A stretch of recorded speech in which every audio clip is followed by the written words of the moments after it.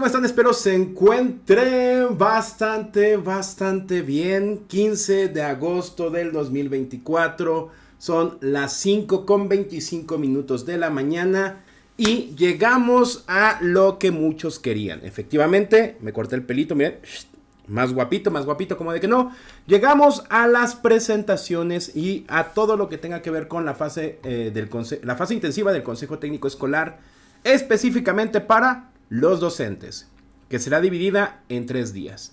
El tema de la presentación ya la vimos, así que no la vamos a saltar. Y solamente para recordarte que bueno, si tú quieres tener las presentaciones editables, las vas a poder encontrar en la pestaña de comunidad, haciéndote miembro, o si no, haciendo un depósito de 50 pesos. A este número de cuenta, al correo electrónico soydocente01@gmail.com me mandas tu ticket y yo te mando, tardo alrededor de 24 horas en mandarte el material. Por eso es más fácil que te hagas miembro, ya sea aquí en YouTube o en Facebook. En la descripción hay un video de cómo hacerte miembro. Es bien fácil, en verdad. Entonces, inténtenlo, no pierden nada y ganamos todos, porque así ya tienes el material más rápido. Ahora bien, ayer les mencionaba que poco a poco iba a subir el material. Hoy, sorpresa, ya tenemos las 3 presentaciones para los docentes. Así que ya vas a poder descargar la que necesitas. Aquellos que son el material en PDF, ahí sí va a subir una por una, porque los colaboradores deben de tener prioridad, deben de tener el material a la mano. Entonces, bueno, ahí lo pueden descargar y lo que haga falta, porque seguiré subiendo material, se subirá a la carpeta de comunidad, ¿ok? Bien, entonces, pues vamos a arrancar de lleno ya con esto para no perder tanto tiempo. Repito, la presentación ya lo vimos y cerramos con algo bien interesante, esto. Bienvenidas y bienvenidos al ciclo escolar 2024-2025. Sigamos adelante con el fortalecimiento de la educación pública. ¿Cuánto tiempo te falta para jubilarte? ¿Cuántos ciclos escolares más? Ah, ¿verdad? Piénsalo, ¿a qué edad te vas a jubilar? Agenda de trabajo. En esta fase intensiva del Consejo Técnico Escolar se propone abordar los siguientes temas. Vámonos solamente con el día de hoy. Agenda del trabajo del 21 de agosto. La inclusión, un principio para asegurar el derecho humano a la educación. El proceso de mejora continua como vía para el fortalecimiento de la educación pública. Son 2 temas que vamos a tocar. Los propósitos. Reflexionar en torno al derecho humano a la educación de niñas, niños y adolescentes y las situaciones que pudieran limitarlo. Analizar las características del proceso de mejora continua. Y 3, identificar los elementos necesarios para la construcción del diagnóstico socioeducativo de la escuela. Aquí también tenemos la agenda del trabajo del 22 y del 23, pero esas también las veremos en las sesiones de mañana y de pasado mañana. Bien, y partimos con la primera actividad sugerida. Como primera actividad se les sugiere ver y comentar el video de la maestra Leticia Ramírez Amaya, secretaria de Educación Pública, dirigido a las maestras y maestros. Video que todavía no está. Partimos con el primer tema, la inclusión. Un principio para asegurar el derecho humano a la educación. El artículo 3 de la Constitución Política de los Estados Unidos Mexicanos establece que el derecho humano a la educación es el principio fundamental que orienta la política educativa nacional. Este tiene un sentido amplio y profundo que considera el derecho a ingresar a una escuela pública. Implica también que niñas, niños y adolescentes puedan iniciar, continuar y concluir procesos formativos en los que desarrollen aprendizajes significativos para su vida y que gocen de buen trato. SEP 2024. El Estado está obligado a garantizar este derecho con un énfasis sustantivo a personas afromexicanas y afromexicanos, migrantes, indígenas, mujeres, personas de la diversidad sexual y de género, niñas, niños y adolescentes hospitalizados con alguna discapacidad, así como a los grupos más pobres de la sociedad, especialmente niñas y niños en situaciones de calle, adolescentes en conflicto con la ley, entre otros. SEP 2024, página 63. Por ello, es importante que las autoridades educativas y escolares, así como las maestras y los maestros, conozcan el protocolo para el acceso de niñas, niños y adolescentes en situación de migración a la educación.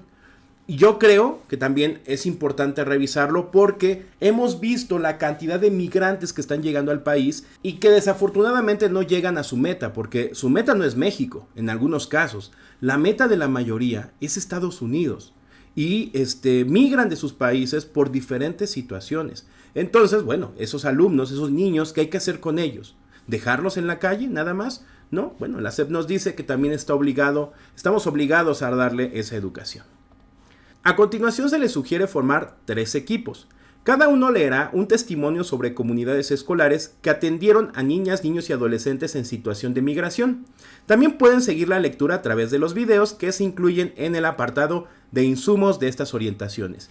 Videos que ya encuentras en mi canal de YouTube.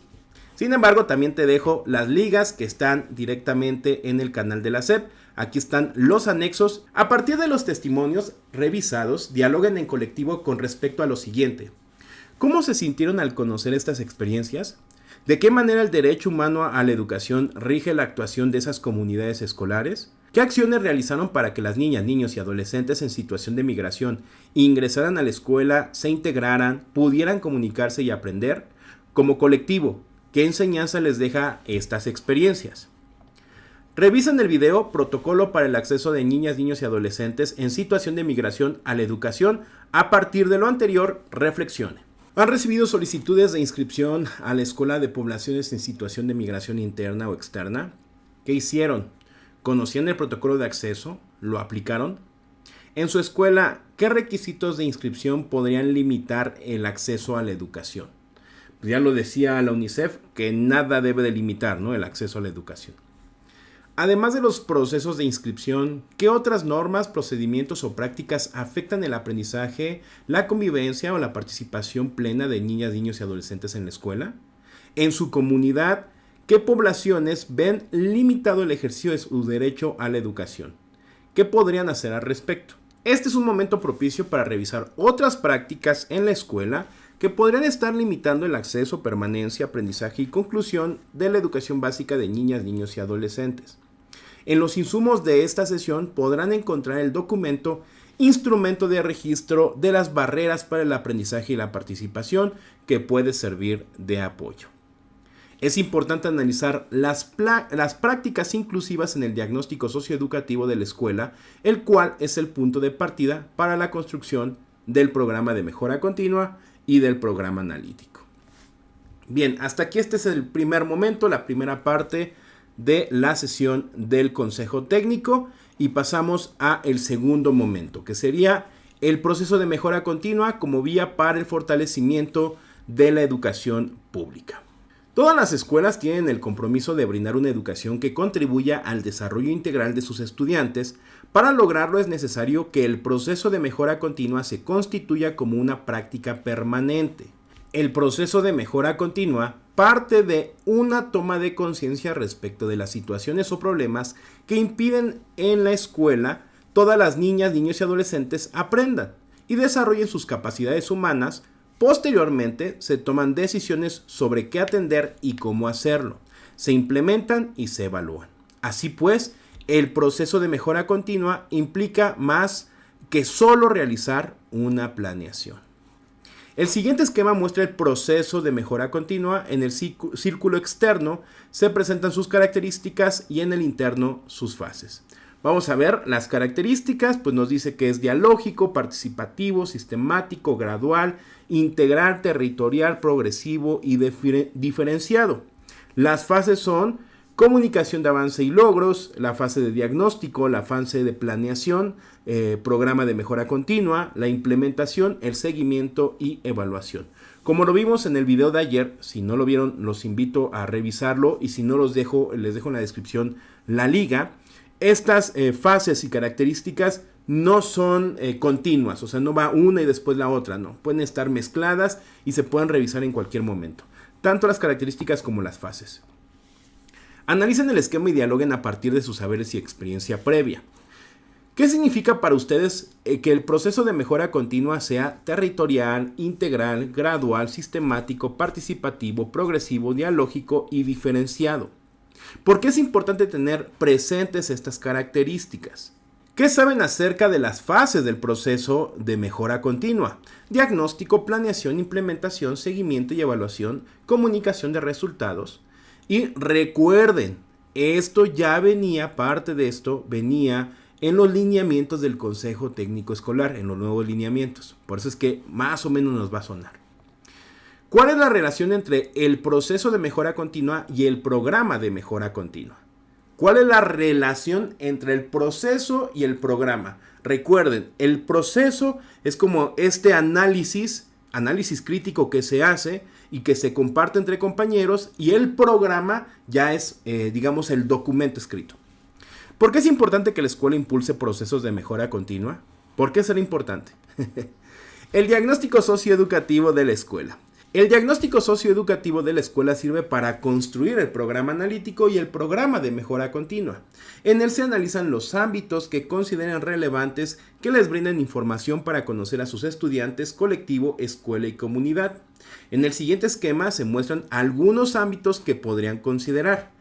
También revisamos, maestras y maestros, en sesiones anteriores, que estos ámbitos no son únicos del nivel en el que se encuentran, ¿no? O sea, tenemos ámbitos de aula, ámbitos escolares, ámbitos comunitarios y el contexto regional, nacional e internacional. Pero como pueden ver, están mezclados entre unos y otros. Por ejemplo, la convivencia escolar está entre aula y escolar. O sea, está ahí mezclado entre el amarillo y el morado. El uso de los libros de texto, las condiciones familiares de los estudiantes, las prácticas docentes, el avance en planes y programas, la asistencia de alumnos, aprovechamiento académico, estrategia de diagnóstico, programa analítico. Esas podrían considerarse de aula. Escolares, carga administrativa, funciones del consejo técnico, la infraestructura, las culturas originarias, la atención a estudiantes con discapacidad, el desempeño de las autoridades educativas, el acceso a las tecnologías de la información y comunicación, las condiciones personales de los docentes, la salud socioemocional de los docentes, la formación docente, las formas de violencia, la participación de los padres de familia, que entra entre comunitario y escolar, la salud socioemocional de estudiantes, la convivencia comunitaria, el escolar era también el equipamiento, comunitario, servicios públicos, derechos humanos, saberes comunitarios, otros aspectos culturales relevantes, actividades recreativas, la migración, las condiciones geográficas y ambientales, la infraestructura pública y privada, los medios de transporte y comunicación, las tradiciones, las actividades económicas y el contexto regional, nacional e internacional, las situaciones nacionales relevantes, la política nacional, la migración, la situación internacional relevantes, conflictos armados, política internacional, conflictos sociales. Y no son las únicas, puede haber más. Estos son algunos ejemplos que podríamos retomar. Revisen el anexo 1 del documento El proceso de mejora continua, orientaciones para las escuelas de educación básica, en el que se presentan ejemplos de análisis de dos diferentes ámbitos. Es importante que estos no se usen como una guía que se debe seguir de principio a fin. Cada colectivo puede construir sus propios ejercicios desde sus saberes, experiencias y conocimientos. Y una cosa más, aquí nos piden que revisemos el anexo 1. También nos piden, maestras y maestros, a los directivos y supervisores, les pidieron que revisaran el documento completo. Aquí en el canal ya lo estuvimos trabajando. Ya va la primera parte, más tarde te subo la segunda parte, así que en la descripción también te dejo ese video para que tú lo tengas ahí en tu playlist, ¿ok? Y lo puedas revisar después. Organicen equipos para analizar algunos ámbitos que consideren relevantes para su escuela y presenten al colectivo su trabajo. Esta sesión no es suficiente para elaborar el diagnóstico socioeducativo de la escuela, por lo que se les sugiere tomar acuerdos sobre la información que ya tienen y que van a recuperar del diagnóstico del año pasado, los ámbitos que considerarán en su análisis, la información que necesitan indagar y las fuentes posibles para contar con ella, los momentos y formas en que es posible dialogar con el colectivo para tener ideas compartidas respecto de la problematización, el tiempo que les llevará a realizarlo. El comité de planeación y evaluación tendrá la tarea de registrar estos acuerdos, ¿ok? Recordemos que aquí es importante nada más recordar ese elemento, que el comité de planeación y evaluación será lo primero, que está ignorando como parte de esta sesión, pero será lo primero que tenemos que revisar. El comité de planeación que trabajamos se queda, habrá cambios. Recordemos los lineamientos del Consejo Técnico, que dicho comité se arma o se organiza en esta sesión de fase intensiva al inicio del ciclo escolar. Entonces, a partir de ahora es momento de decir quién va a ser nuestro comité de planeación y evaluación, qué elementos va a considerar, a qué personas va a tener, qué cambios va a haber o se va a mantener con los que estaban el año pasado. Sería momento, desde antes de iniciar con el Consejo Técnico, que se tomen esos acuerdos. Destinen un momento para conformar, miren aquí dice, destinen un momento para conformar o ratificar a las y los integrantes del Comité de Planeación y Evaluación de su escuela. Aquí sería interesante que se haga desde el principio. ¿Por qué al final? Mejor desde el principio para que ellos, como vaya desarrollándose la sesión, vayan anotando los acuerdos. En la primera sesión ordinaria del Consejo Técnico Escolar del presente ciclo escolar, se aproximarán a la siguiente fase del proceso, que es la planeación. Para ello, se sugiere que revisen en otro momento el apartado Fases del proceso de mejora continua del documento El proceso de mejora continua, orientaciones para las escuelas de educación básica. Yo te diría, ya velo checando porque sale el día de hoy en mi canal a las 4 de la tarde. De todas maneras, también te lo estaré compartiendo en la primera sesión del Consejo Técnico, pero bueno, aquí estaremos trabajando con ello. La Secretaría de Educación Pública pondrá a su disposición la evaluación diagnóstica de los aprendizajes de alumnas y alumnos de educación básica para el ciclo escolar 24-25, que podrán realizar de manera voluntaria las escuelas que así lo decidan. Los resultados que obtengan seguramente enriquecerán su diagnóstico socioeducativo. Consulten el anexo 5 en el que encontrarán más información al respecto. Como ustedes recordarán, esta evaluación diagnóstica es la que nos proporcionaba Mejor Edu. Pero como que más bien se ve la desaparición de la mejora continua. Por eso nos lo mandan a nosotros ahora, O sea, quien era el encargado, este organismo descentralizado, que era la Comisión Nacional para la Mejora Continua de la Educación, desaparece. Pues ¿quién se tiene que hacer cargo de esta mejora continua? Pues las escuelas. Al final dicen, ¿por qué creamos un organismo que nos está costando millones de pesos, que no hace nada por el magisterio, cuando en las escuelas pues se crea la mejora continua de la educación? ¿Cómo lo ven, Por eso es que cambia el nombre de este documento, porque desaparece, y lo más probable es que desaparezca en los próximos días, meses, la Comisión Nacional, Mejor Edu, y por esa razón es que sí se quedan con el diagnóstico y dicen que sea un insumo que pueden o no utilizar los maestros. A mí me gusta como el archivo, los documentos, pero sería buen elemento para analizarlo y para ponerlo a disposición entre compañeros y decir, ¿lo vamos a aplicar o de plano no? ¿Sale? Bien, pues hasta aquí la primera parte de este Consejo Técnico Escolar, que yo le llamo Consejo Técnico Nacional, ¿verdad? Y yo te estaré compartiendo también los anexos materiales que te pueden ayudar en este Consejo Técnico.